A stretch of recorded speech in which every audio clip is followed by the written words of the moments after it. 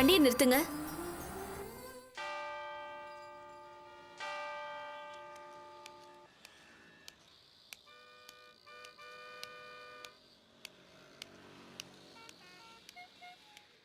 Pray பண்ணியாச்சா? பண்ணிட்டேன். நீங்க ப்ரே பண்ணலையா? இல்லை, நீங்கள் பண்ணிட்டீங்களா? போதும். உங்களுக்கு கடவுள் மேல நம்பிக்கை இல்லையா? எனக்கு மனுஷங்க மேலே நம்பிக்கை இருக்குங்க. போலாமா? போலாம்.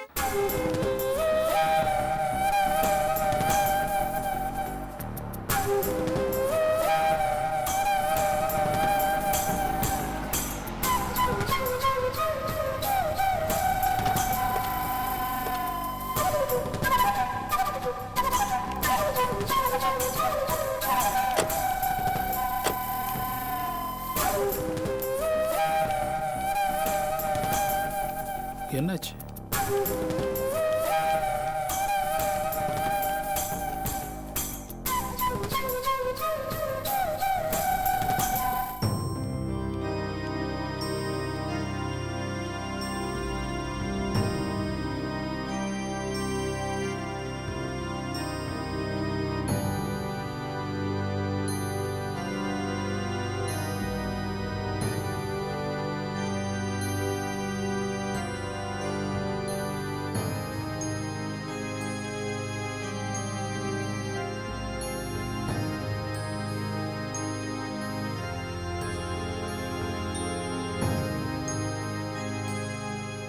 ஃபாதர், முதல்ல நீங்க என்ன மன்னிக்கணும். மகளே, நீ மண்டி போட்டு இருக்கிற இடம் எதுன்னு உனக்கு தெரியும் இல்லையா? தெரியும் ஃபாதர். இது பாவ மன்னிப்பு கேட்குற இடம்னு தெரியும். தெரிஞ்சுதான் இங்க வந்திருக்கேன். வேற எந்த இடத்துலையும் நான் என் மனசை திறந்து அதுல இருக்கிற உண்மைகளை உங்ககிட்ட சொல்ல முடியாது ஃபாதர். சொல்லுமா, உன் மனசுல இருக்கிறத சொல்லு.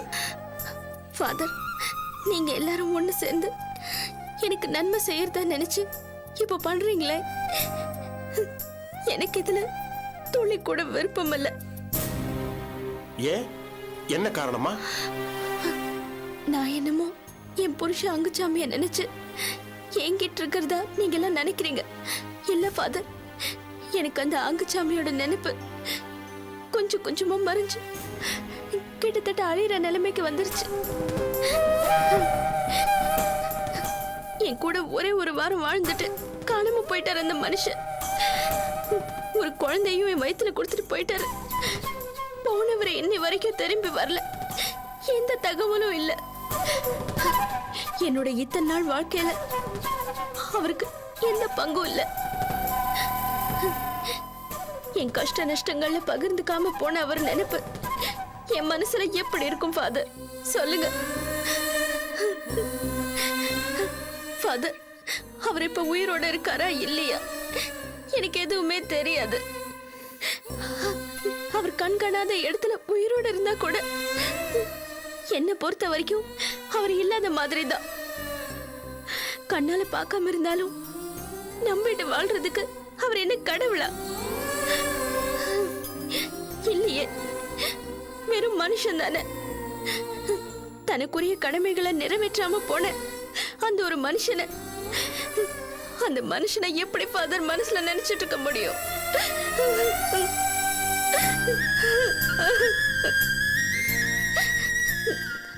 இத்தனை காலமா என்னோட வேதனை எல்லாத்தையும், என்னோட பொறுப்பு, சிரமம், கவலை எல்லாத்தையும் தன் தோல்ல சுமந்தவர் தோல் காப்பியன்.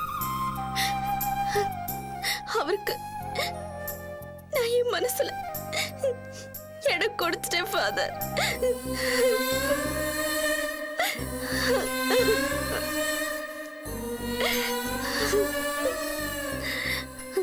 என் கணவருக்குரிய ஸ்தானத்துல அவரைதான் நான் மரியாதையோட வச்சிருக்கேன். இது அவருக்கே தெரியாது ஃபாதர். ஃபாதர், இத நீங்க பாவம்னு சொல்லலாம், நியாயமானு கூட கேட்கலாம். என்னாலையும் என்னோட புத்தியாலையும் உங்க கேள்விக்கு பதில் சொல்ல முடியாது. என்னோட கண்ணீரால தான் நான் உங்களுக்கு பதில் சொல்ல முடியும் ஃபாதர்.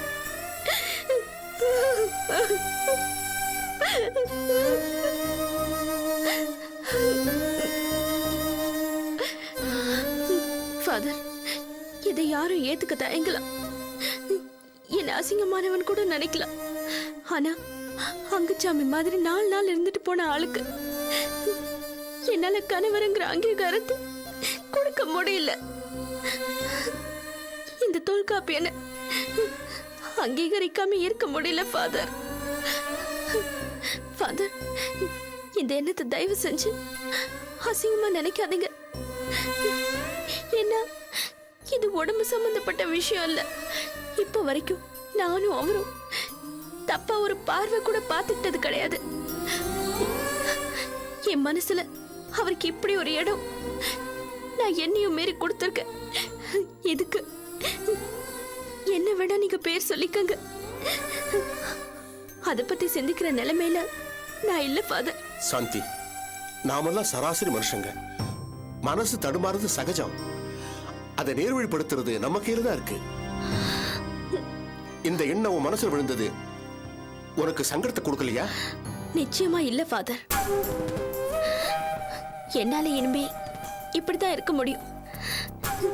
இதுக்கு சங்கடப்படுறதா இருந்தா அந்த கடவுள் தான் சங்கடப்படணும். எனக்கு இப்படி ஒரு சிக்கலான வாழ்க்கையை ஏற்படுத்தி அதுல தொல்காப்பியன் மாதிரி ஒரு ஆளை எனக்கு பாதுகாப்பா வச்சு இந்த மாதிரி வினோதமான ஒரு சூழ்நிலையை உருவாக்கி என்ன அதுல சிக்க வச்சது கடவுள் தானே. என் இடத்துல வேற எந்த பொண்ணு இருந்தாலும் இந்த மாதிரி தான் ஃபாதர் இருப்பா. அப்படி இருக்கிறப்போ எனக்கு எந்த குற்ற உணர்ச்சியும் இல்ல ஃபாதர். ஃபாதர், நீங்க இப்ப என்ன கூட்டிட்டு போறது நியாயமே இல்ல. இப்ப என்னமா சொல்ல வர்ற? என்னை இருட்டறையில தள்ளி எல்லா கதவையும் மூடிட்டு போன மாதிரி அந்த அங்குச்சாமி என்னை தவிக்க விட்டுட்டு போனாரு. அதுல ஜன்னல் கதவு திறந்து வச்ச மாதிரி தொல்காப்பியன் வந்தாரு. எனக்கு காத்தும் வெளிச்சமுமா இருக்கிறது அவர்தான். இப்ப அந்த ஒரே ஒரு ஜன்னலையும் நீங்க சாத்துற மாதிரி என்னை பிரிச்சு கூட்டிட்டு போறது என்ன நியாயம் ஃபாதர்? ஃபாதர், பாவ மன்னிப்பு கொண்டுக்கு நான் வந்தது நீங்களோ கடவுளோ என்ன மன்னிக்கணும்ன்றதுக்காக இல்ல. நான் இதையே சொல்றேன்னா, நான் இது வரைக்கும் உங்ககிட்ட சொன்ன விஷயத்த நீங்க வெளியில சொல்ல மாட்டீங்கன்றதுக்காக தான். என்ன மன்னிச்சிருங்க ஃபாதர்.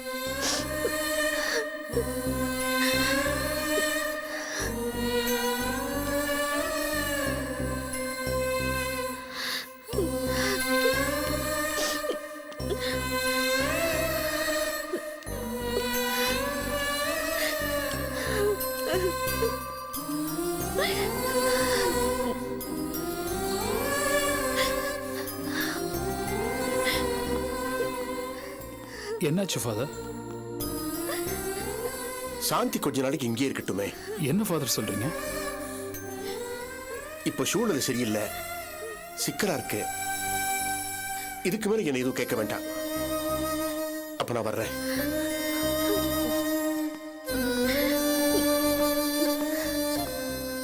எனக்கு புரியலங்க, என்ன பிரச்சனை?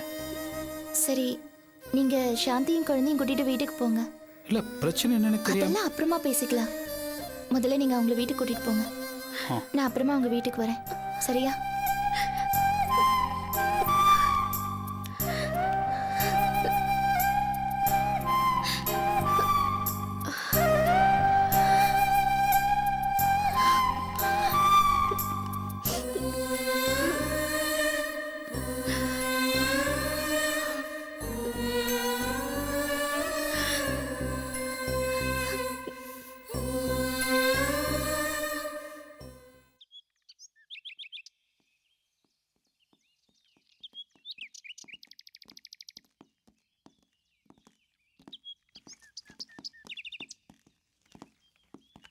என்ன மதுசூதன், இன்னைக்கு ஆதியோட சர்வீஸ்ல ரொம்ப திணறிட்டீங்க போல இருக்கு.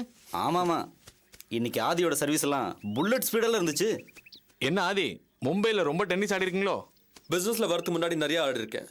இன்ஃபேக்ட் யூனிவர்சிட்டி லெவல்ல நிறைய சாம்பியன்ஷிப் எல்லாம் வின் பண்ணிருக்கேன். ஆனா ஆஃப் கோர்ஸ் என்னோட சர்வீஸ் வேகம் கொஞ்சம் குறைஞ்சிருக்கு. Have to improve. Have to really improve. Mr. Adi. Oh, hi Usha. What a surprise. என்ன இவ்வளவு டென்ஷன்ல வரீங்க, மூச்சு வாங்குறீங்க? What's the problem? என்ன நினைச்சிட்டு இருக்கீங்க உங்க மனசுல? மிஸ்டர் ஆதி, நாங்க கிளம்புறோம். Hey, it's okay Mr. Madhu. இல்ல, நீங்க பேசிட்டு வாங்க. பை. பை ஆதி. என்ன உஷா, சென்னையோட 2 பிசினஸ்மேன் வந்தோன்னே துரத்துட்டியே. I don't care. பேச்ச மாத்தாதீங்க ஆதி. எனக்கு அப்படியே எரிச்சல வருது. தண்ணிய குடி கூல் ஆயிடுவேன். ஏன் இவ்வளவு கோபம் டென்ஷன் எல்லாம்? நான் ஏன் கோவமா இருக்கேன்னு உங்களுக்கு தெரியாது? தெரியலையே. ஏன் இந்த விஷயத்துல இப்படி நடந்துக்கிறீங்க? எப்படி நடந்துக்கிற உஷா? அத்துமீறி நடந்துக்கிறீங்க. ஓ கம் ஆன், எனக்கு ஒண்ணுமே புரியல உஷா, கொஞ்சம் விவரமா சொல்லு. பாசாங்க பண்ணாதீங்க மிஸ்டர் ஆதி. ஏன் பெர்மிஷன் இல்லாம என் ரூம்குள்ள நுழையிறது, இல்லாத பர்த்டே பார்ட்டியை கொண்டாடுறது, எனக்கு வாழ்த்து சொல்றது, இதுக்கு பேர் அத்துமீறல் இல்ல? அது எப்படி எதுவுமே நடக்காத மாதிரி முகத்தை வச்சுக்கிறீங்க? எதுக்காக இங்க வந்திருக்க? என்ன அடிக்க போறியா இல்ல திட்டு போறியா? Come on, just tell me. Mister Aadhi please, பேச்சு மாத்திர வேலை வேண்டாம். எனக்கு ஒரு விஷயம் தெரியணும். நீங்க ஏன் இப்படி எல்லாம் நடந்துக்கிறீங்க? இவ்ளோ பெரிய கோடீஸ்வரன் நீங்க, ஏன் விஷயத்துல ஏன் இவ்ளோ சிலியா பிஹேவ் பண்ணணும்? இவ்வளவுதானே? நான் ரொம்ப சந்தோஷமா சொல்வேன் உஷா.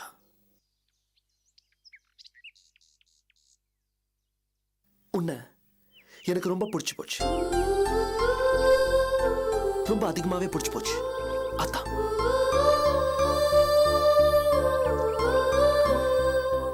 ஆனா எனக்கு உங்களை பிடிக்கல. என்ன பண்ணலாம்? ஏன் பிடிக்கல உஷா? நீ தானே சொன்ன கோடீஸ்வரன், ஸ்மார்ட்டான கோடீஸ்வரன் ஏன் உனக்கு பிடிக்கல? உங்க குணம் தான் காரணம். ஏன் குணமா? என்னோட குணத்துல என்ன தப்பு கண்டுபிடிச்ச? நீங்க ஒரு தப்பான ஆள் மிஸ்டர் ஆதி. உங்க குணம் தப்பான குணம். அது நீங்க அபிய நடத்துற விதத்துல எனக்கு தெரிஞ்சது. ஓ மை காட், நமக்கு நமக்கு நடுவுல இப்போ அபி எங்க வரா? அபிய நீங்க என்னெல்லாம் அராஜகம் பண்ணீங்க?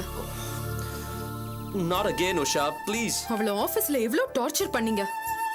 காஃபி போட வச்சு, ஹால்ல நிக்க வச்சு, ஏதோ ஒரு சின்ன பிள்ளைய நடத்துற மாதிரி எல்லாம் நடத்துனீங்க. அதுக்கப்புறம் வேலையை விட்டே தூக்கிட்டீங்க. அதோட விட்டீங்களா? போற இடத்துக்கெல்லாம் அபிய துரத்தி அவளுக்கு கஷ்டம் மேல கஷ்டம் கொடுத்தீங்க. ரவுடிங்ல வச்சு மிரட்டினது, அவளுக்கு லோன் கிடைக்க விடாம தடுத்தது, ஒரு நல்ல மனுஷன் பண்ற காரியமா இதெல்லாம்? இதுக்கு பேரெல்லாம் அராஜகம் இல்லையா மிஸ்டர் ஆதி? இவ்வளவு நடந்ததுக்கு அப்புறமும் எனக்கு உங்களை பிடிக்கும்னு நீங்க எப்படி எதிர்பார்க்கறீங்க? சோ என்ன பிடிக்கல, அப்புறம் எதுக்காக இங்க வந்த? எதுக்கு என்ன தேடி வரணும்? அது நீங்க பண்றதெல்லாம் எனக்கு பிடிக்கலன்னு சொல்றதுக்காக. அது நீ போன்லயே சொல்லிருக்கலாம், அதுக்காக எங்க வரணுமா? உஷா, நீ சொல்றது எல்லாமே உண்மையாவே இருக்கட்டும், ஆனா அது எல்லாமே என்னோட தொழில் சம்பந்தப்பட்டது. நான் முதல்லயே சொல்லிருக்கேன், தொழில் வேற வாழ்க்கை வேற. தொழிலோட நடவடிக்கைகளை லைஃப்ல பொருத்தி பார்க்கிறது ரொம்ப தப்பு. அதே மாதிரி வாழ்க்கையோட ஆசைகளை, சந்தோஷத்தை, லைஃப்ல நம்ம வச்சிருக்கிற ஸ்கேல பிசினஸ்ல பொருத்தி பார்க்கிறது அதுவும் தப்பு. அது வேற இது வேற. நீங்க சொல்றது எனக்கு புரியல. புரியுற மாதிரி சொல்லவா? உஷா, லைஃப்ல நம்ம தர்ம சிந்தனை உள்ளவனா இருக்கலாம், ஆனா பிசினஸ்ல கராரா கர்மையா இருந்தாகணும். பிசினஸ்ல தர்ம சிந்தனை இருந்தா நான் தோத்துடுவேன். I will lose the game.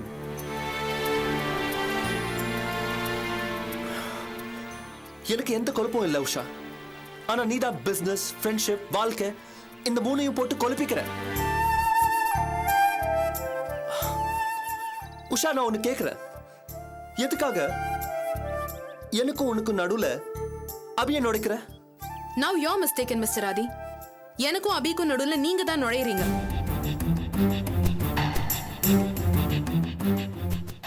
So எனக்கும் உனக்கும் எந்த சம்பந்தம் இல்ல, அப்படிதானே சொல்ற? இல்ல, என் சம்பள பாக்கி இருக்கே. என் சம்பள பாக்கியை செட்டில் பண்ணிட்டீங்கன்னா எல்லாம் முடிஞ்சிடும். ஓ ஓகே, நாளைக்கு என் வீட்டுக்கு வா, உன்னோட சம்பள பாக்கி எல்லாத்தையும் செட்டில் பண்ணிடுறேன். நான் எதுக்கு இப்போ உங்க வீட்டுக்கு வரணும்? உனக்கு எனக்கு மான டீல செட்டில் பண்ணத்தான். என்ன மிஸ்டர் ஆதி, நீங்க முதல்ல ஆபீஸ்க்கு வர சொன்னீங்க, இப்போ வீட்டுக்கு வர சொல்றீங்க. என்ன விளையாடுறீங்களா என் கூட? என் சம்பள பாக்கியை இப்போ கொடுங்க ப்ளீஸ். டென்னிஸ் கோர்ட்ல வந்து பணம் கேட்கிற ஆள் நீ மட்டும் தான் உஷா.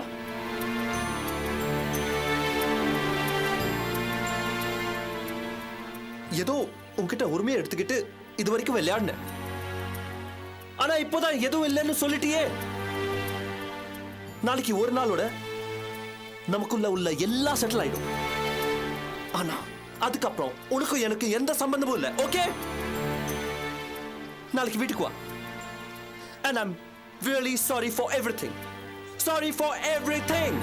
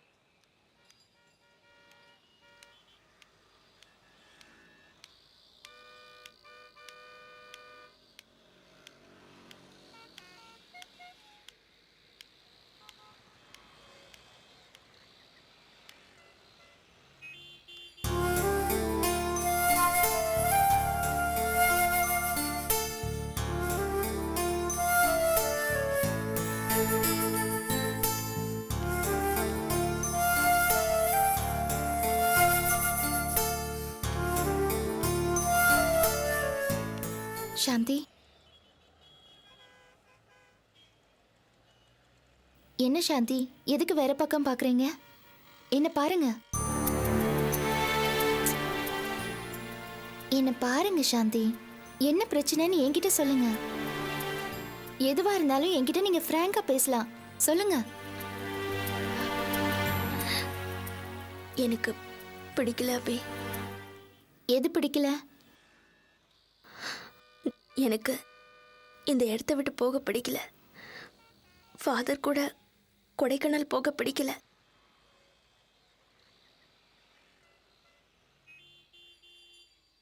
இதை என்னால புரிஞ்சுக்க முடியுது சாந்தி.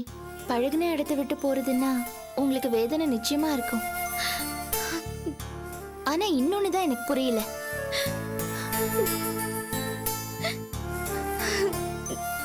தொல்காப்பி எனக்கு கல்யாணம் ஆகக்கூடாதுன்னு நீங்க நினைக்கிறதும் அந்த மாதிரி நடந்துக்கிறதும் ஏன்னு எனக்கு புரியல.